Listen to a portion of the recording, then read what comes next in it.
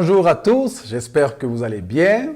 Mon nom est Francis et nous sommes heureux de partager avec vous cet enregistrement sur la formation Évangile et Mission avec l'école Africa Leadership School.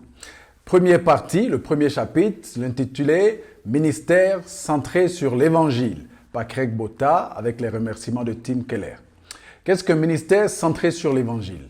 C'est une fondation qui est centrée sur l'Évangile et qui signifie que le message de l'Évangile est au centre de tout ce que nous faisons et c'est en croyant à l'Évangile que nous entrons dans le royaume de Dieu et que nous grandissons dans ce royaume. Dans Galates chapitre 2, 14, Paul établit un principe puissant. Il parle de la fierté raciale et la lâcheté de Pierre en déclarant que ce dernier ne vivait pas selon la vérité de l'Évangile. L'Évangile doit être appliqué dans tous les domaines de la pensée, du sentiment, des relations, du travail, du comportement. Les implications de Galates 2 sont très vastes. Partie 1. Implication de l'Évangile. Première partie, la puissance de l'Évangile. D'abord, Paul nous montre que l'existence de la vérité de l'Évangile dans tous les domaines de la vie est la voie qui nous mène au changement par la puissance de Dieu.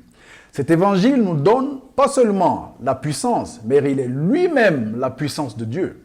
Car Paul dit, « Je n'ai point honte de l'évangile, c'est une puissance de Dieu pour le salut. » Romains 1, verset 16. L'évangile donc contient la vie de Dieu. Paul a dit aux Corinthiens, « Je vous ai engendré à travers l'évangile. » Outre la régénération qu'il nous donne, l'évangile est l'instrument de toute croissance perpétuelle et de tout progrès spirituel après notre conversion. Il est au milieu de vous et dans le monde entier, il porte des fruits et il va grandissant, comme c'est aussi le cas parmi vous, depuis le jour où vous avez entendu et connu la grâce de Dieu conformément à la vérité. Colossiens chapitre 1, verset 6. Implication numéro 2, la suffisance de l'évangile.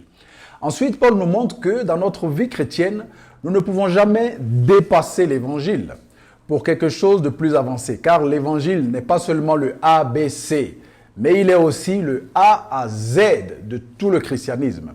L'évangile est le lait et la viande, un événement, c'est un voyage. L'évangile n'est donc pas juste la doctrine minimum requise pour entrer dans le royaume de Dieu, mais il est le chemin par lequel nous faisons tout progrès dans le royaume. Nous ne sommes pas justifiés par l'évangile puis sanctifiés par l'obéissance, mais l'évangile est le chemin par lequel nous croissons. Galates 3, versets 1 à 3. Et nous sommes aussi renouvelés continuellement par l'évangile, Colossiens 1, verset 6. C'est la solution à chaque problème. L'évangile est la clé à chaque porte fermée, la puissance qui brise toute barrière. Tous nos problèmes proviennent du fait que nous échouons à mettre l'évangile en pratique.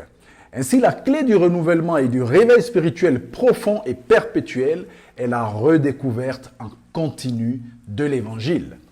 Implication numéro 3, la bonne relation entre l'évangile et tout le ministère. Bien que nous ayons peut-être un domaine ou un ministère dans lequel nous avons tendance à être fixés, l'évangile est ce qui unit le tout ensemble, tout ce que nous faisons. Donc, toute forme de ministère est renforcée par l'évangile, basée sur l'évangile et est le résultat de l'évangile. Luther a dit que nous devons continuer à faire bouger l'évangile dans nos têtes et dans nos cœurs.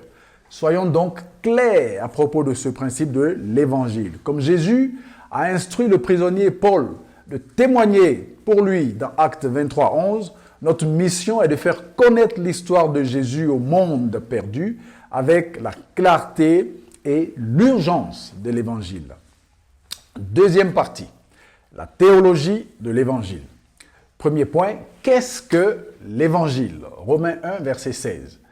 En la personne de Jésus, Dieu s'est dépouillé de sa gloire et est devenu humain. À travers l'œuvre de Jésus, deuxième point, Dieu a pris notre place et a payé pour nos péchés. Par la grâce, il nous a conduits en amitié avec lui au sein de l'Église. Troisième point, au retour de Jésus, Dieu restaurera la création et fera un nouveau monde dans lequel nous pouvons jouir de notre nouvelle vie ensemble avec lui et pour toujours. C'est formidable. Alors, point important, l'évangile est christocentrique.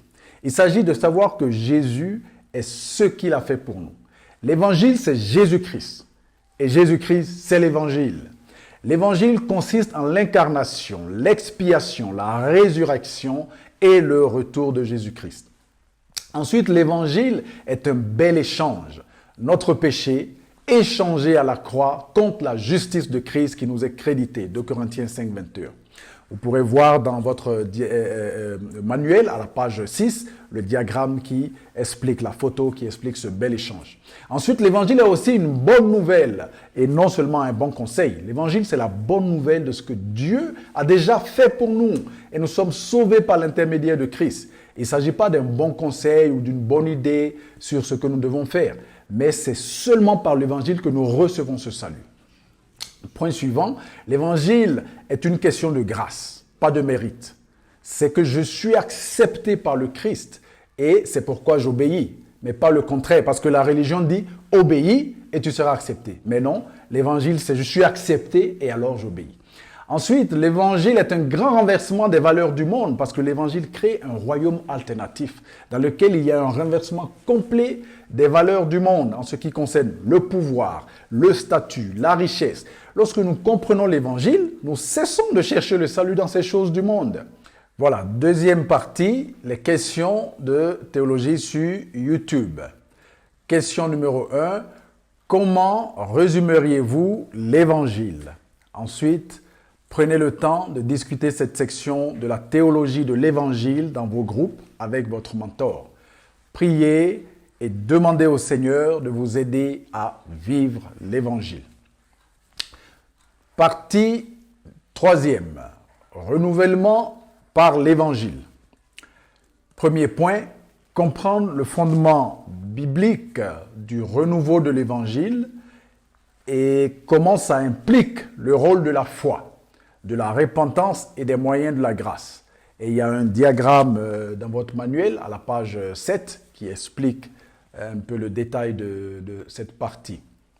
La foi est la confiance en la personne du Christ. La repentance consiste à se détourner du péché et des idoles. La foi et la repentance sont deux faces d'une même pièce. La foi, c'est faire confiance à Jésus de tout son cœur, et la repentance, c'est le contraire, c'est retirer de son cœur la chose à laquelle on faisait confiance au lieu de Jésus. Comprendre les canaux de la grâce, c'est-à-dire la prière, la parole, l'esprit, la communauté et les sacrements.